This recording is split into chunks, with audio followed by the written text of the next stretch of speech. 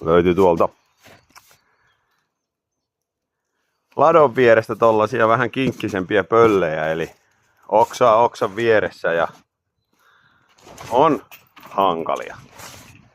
Tuolla on tommonen 7-tonninen. Se ei oikein kauheasti innostunut näistä. Mutta sitten hangittiinkin tällainen tosta Jämsästä huoltokaksikko. Brickestrattorin moottorilla. Se mitä sitä nyt on koetestattu tossa, niin aika jämerän tuntunen peli. Eli siis ehkä silloin yhteensä 10 pölkkyä halkastu, mutta otetaan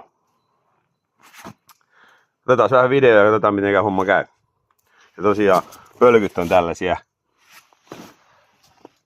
viikko sitten kaadettuja, erittäin oksaisia koivuja pääosin. Katsotaan sitten miten homma käy.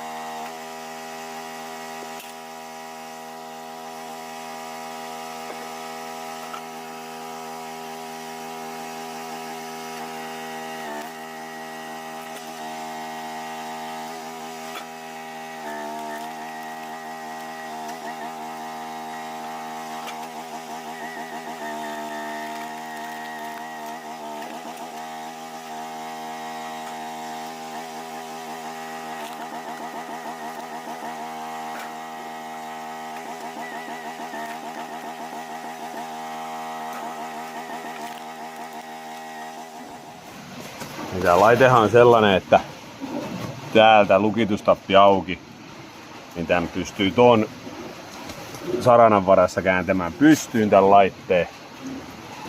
Ja silloin tää toimii pystymallisena halkomakoneena ja tuo alavaste on silloin maata vasta.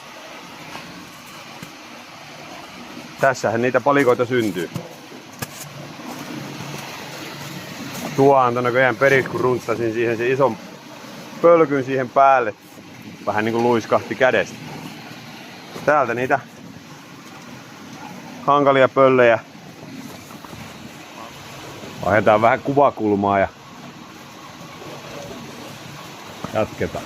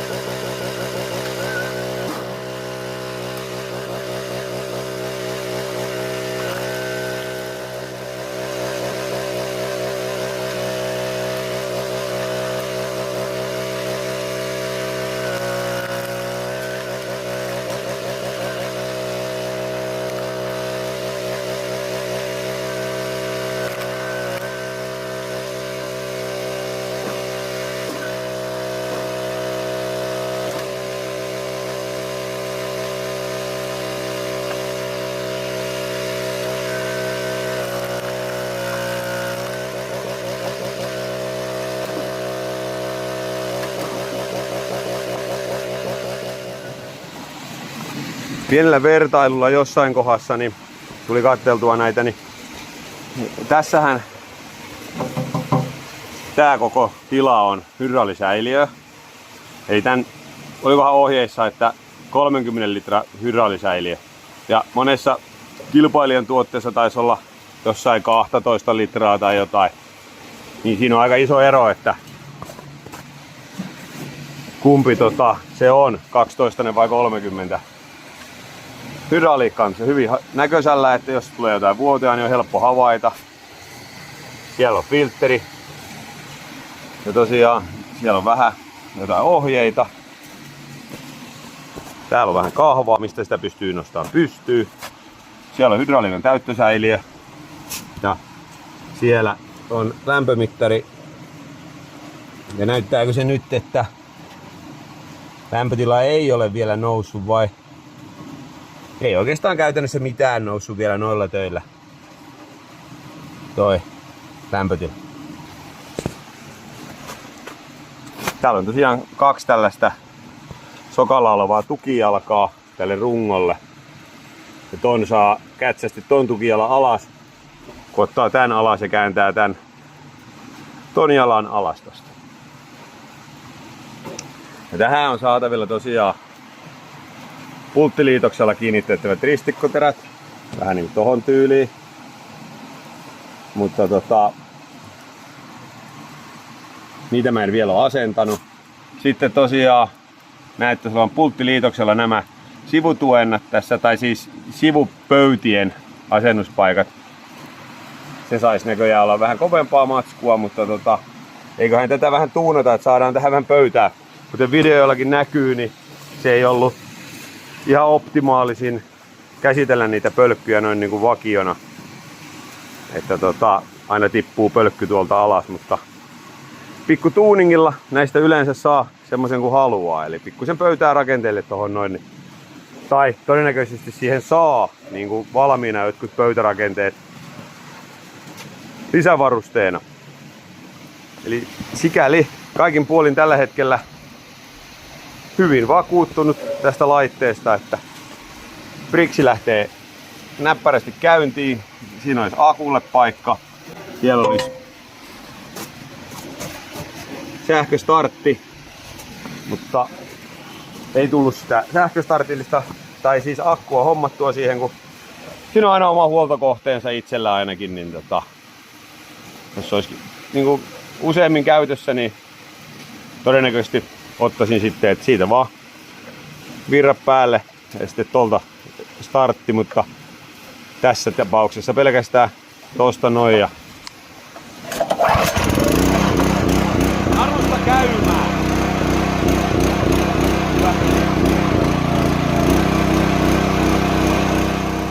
No niin, nyt vaihdettiin vähän asentoa. Eli nythän mä toimin äsken täysin vääränkätisesti ja ihan hölmössä asennossa. Nyt mulla on toi kuljetin tuossa vähän lähempänä ja mä toimin nyt niinku oikeakätisesti. Mä käytän oikealla kädellä noita kahvoja ja vasemmalla pitelen pölliä. Eli otetaan siitä kuvakulmasta.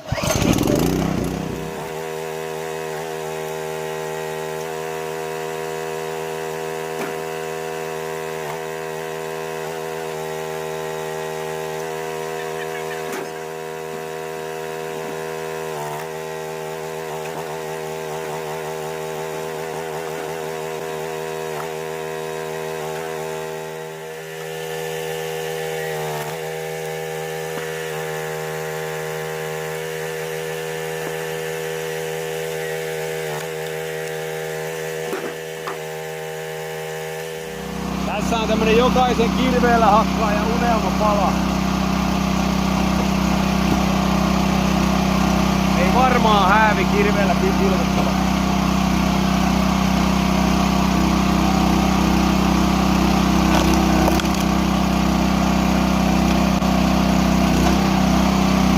Oli vähän tummaa keskellä, mutta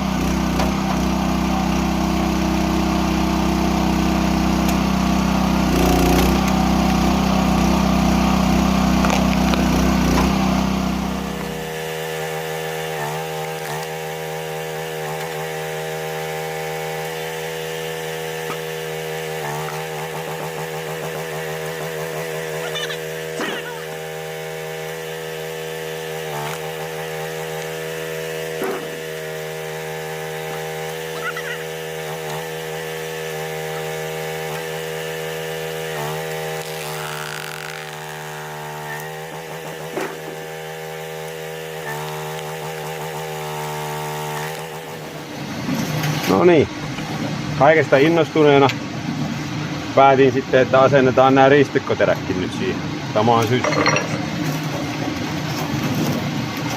Eli näissä on 3 reikää yläpuolella ja 2 reikää alapuolella. Näitä ei niinku oikeastaan väärinpäin voi asentaa.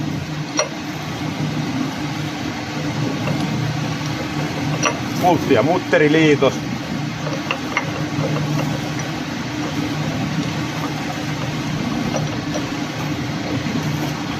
Ja tuolla näyttää olevan vastapuolella toinen kolo, mikä se mutteri uppoon. Ei tarvitse avaimella pitää edes vastaan. Pelimies tietysti laittaa ensiksi kaikki paikalle ja sitten kiristelee vasta ensimmäistä. Ei pistää hanttiin.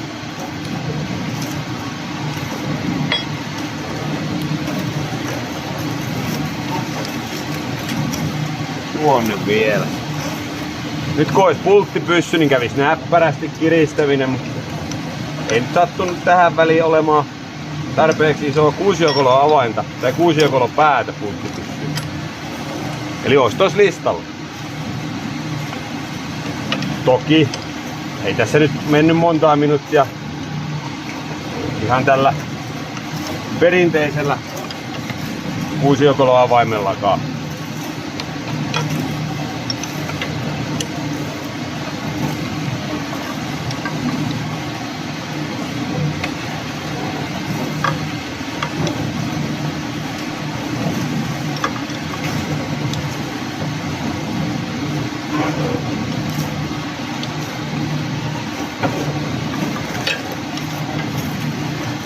Täällä on vähän vähemmän tilaa vääntää täällä. Vähän kerralla.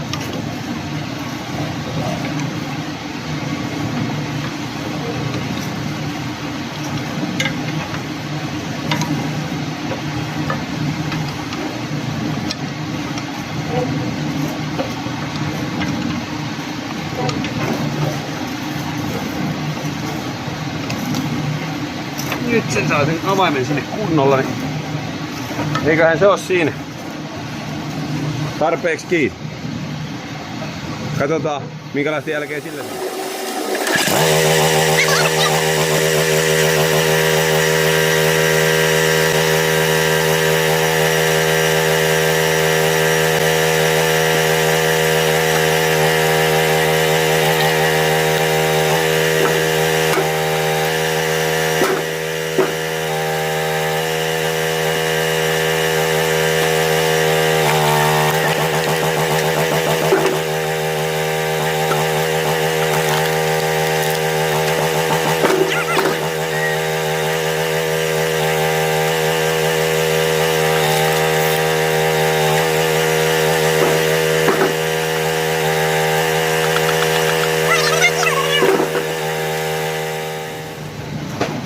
Elikkäs tällä otannalla, mitä tätä nyt on ajettu, niin ehdottomasti jonkun sortin sivupöydät.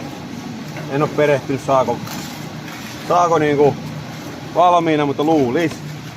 Tää ainakin kannattaa itse tehdä, eli kun se pölkky tippuu tohon.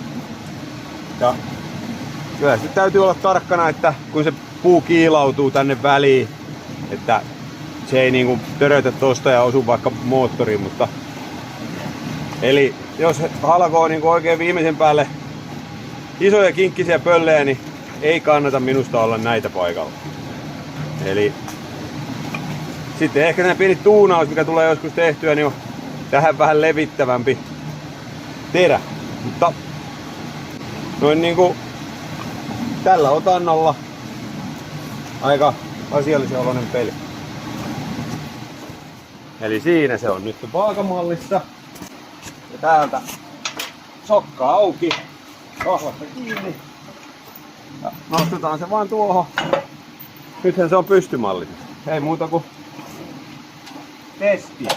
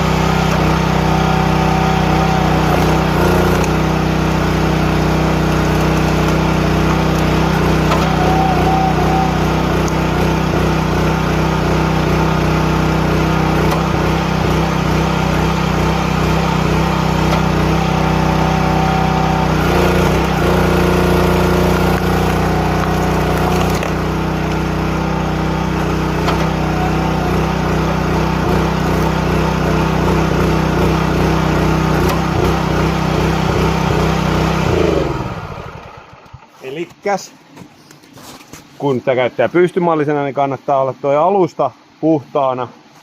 Ja minusta kätevintä on käyttää tätä pystymallisena sitten, jos halkoo vaan isoja pöllejä niin kuin pienemmiksi. Ehkä tommoseen ristikkoterällä palasteluun tuo pystymalli ei ole kauhean kätevä, mutta sitten vaan tästä takaisin vaakamalliin. Pieni kevennys tosta. Noin. Vielä. Sokka paikalle ja taas se toimii vaakamalli. Onpahan kokeiltu sekin. No niin, nythän sitä on siis testattu ja asialliseksi todettu. Tuunausta vähän vaatii, mutta näin niinku kohtuu hyvä lähtöjä. Eli siihen pöytää, mistä sitten voi kivasti työntää tavaraa tuonne kuljettimelle.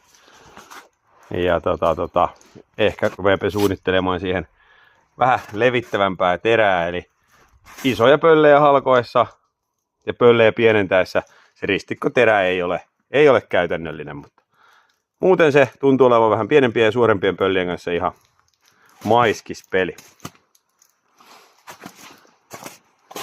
Mutta tämmöisellä parin tunnin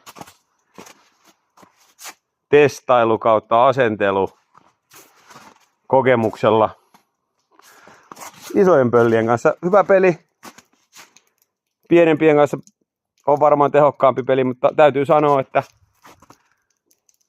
kyllä se varmaan visasten ja oikein oksasten pöllien kanssa niin saa olla kova kirvesjätkä, joka hoitaa homman nopsemmin. Nämä on kaikki vähän tällaista ei niin mukavaa halottavaa tavaraa. On siinä muutama ihan suorakin, mutta tästä on hyvä jatkaa. Ei muuta kuin ruvetaan etsimään lisää semmoisia oksaisia pöllejä.